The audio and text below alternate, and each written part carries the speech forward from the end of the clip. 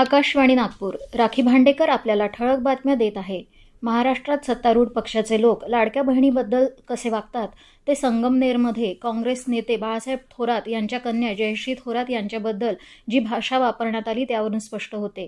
यातून सत्तारूढ पक्षाच्या नेत्यांची मानसिकता काय आहे हे लक्षात येतं, असं मत राष्ट्रवादी काँग्रेस शरदचंद्र पवार पक्षाचे प्रदेशाध्यक्ष जयंत पाटील यांनी आज मुंबईत पत्रकार परिषदेत व्यक्त केलं. पाटील म्हणाले, जे मनात आहे तेच त्यांच्या ओठावर आलं आहे. सुजय विखे यांच्या सभेमध्ये त्यांच्या एका कार्यकर्त्यानं जे उद्गार जयश्री थोरात यांच्याबद्दल काढले त्यावरून हे लक्षात आलं आहे. निवडणुकीच्या तोंडावर महिलांना बरे वाटावे म्हणून योजना जाहीर केल्या आहेत. या सर्व योजनांचा उहापोह आम्ही प्रचारात करणार आहोत. आम्ही परिवर्तनासाठी आग्रही आहोत. या सरकारनं शेतकऱ्यांच्या तोंडचा घास काढून घेण्याचा प्रकार केला आहे. नुकसानग्रस्त शेतकऱ्यांना अजून भरपाई मिळालेली नाही. या सरकारला शेतकऱ्यांची काळजी घ्यावीशी वाटली नाही. आज मराठवाड्यात वर्षभरात 430 शेतकऱ्यांनी आत्महत्या केली आहे. दिवसाला 2 शेतकरी आत्महत्या करीत आहेत, असेही पाटील यांनी यावेळी सांगितले. झारखंड विधानसभा निवडणुकांसाठी एनडीए आणि इंडिया आघाडीमध्ये जोरदार मोर्चे बांधणी सुरू आहे. झारखंडच्या जनतेला हेमंत सोरेन यांचं सरकार सत्तेतून खाली खेचायचं आहे असा विश्वास भाजपचे निवडणूक प्रभारी हेमंत बिस्वा शर्मा यांनी व्यक्त केला आहे. काँग्रेस तिकिटांची विक्री करत असल्याचा आरोपही त्यांनी केला. तर दुसरीकडे भाजपा त्यांच्याच तळागाळातल्या कार्यकर्त्यांवर अन्याय करत असून बाहेरून आलेल्यांना उमेदवारी देत असल्याचा आरोप काँग्रेस नेते इरफान अन्सारी यांनी केला आहे. झारखंडमध्ये इंडिया आघाडीचं सरकार पुन्हा सत्तेवर येईल असा विश्वासही त्यांनी व्यक्त केला आहे. बिहार विधानसभेच्या 4 जागांवरील पोटनिवडणुकांसाठी उमेदवारी अर्ज भरण्याची प्रक्रिया सुरू आहे.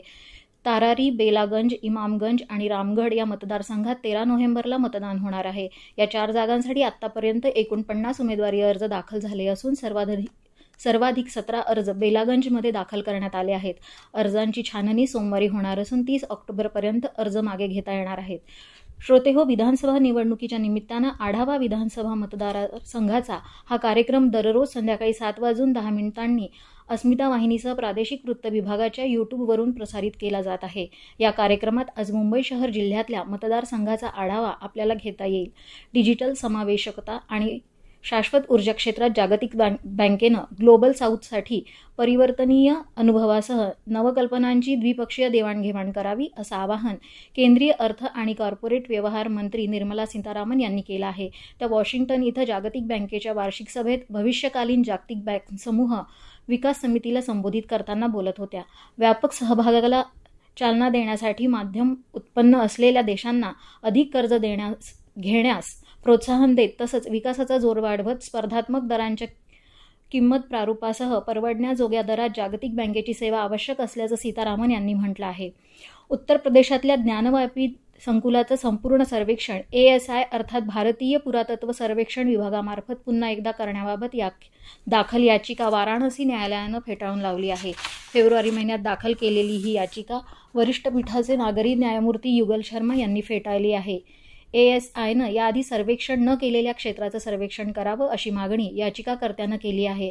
याबाबत सुनावणी पूर्ण झाल्यानंतर जलदगती न्यायालयानं निकाल राखून ठेवला होता.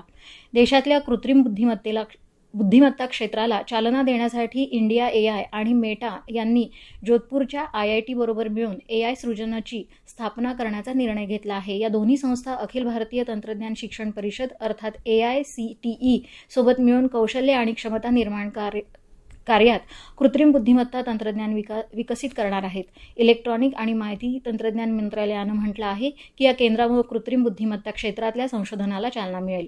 सुप्रसिद्ध नर्तक कनक राजू यांच्या निधनाबद्दल प्रधानमंत्री नरेंद्र मोदी यांनी शोक व्यक्त केला आहे.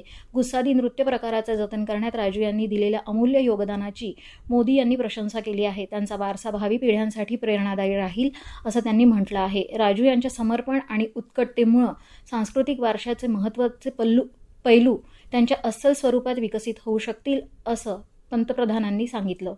फ्रान्स इथं सुरू असलेल्या WTT टेनिस स्पर्धेच्या उपांत्यपूर्व फेरीत प्रवेश करत भारताच्या मनिका बात्रानं ऐतिहासिक कामगिरी केली आहे.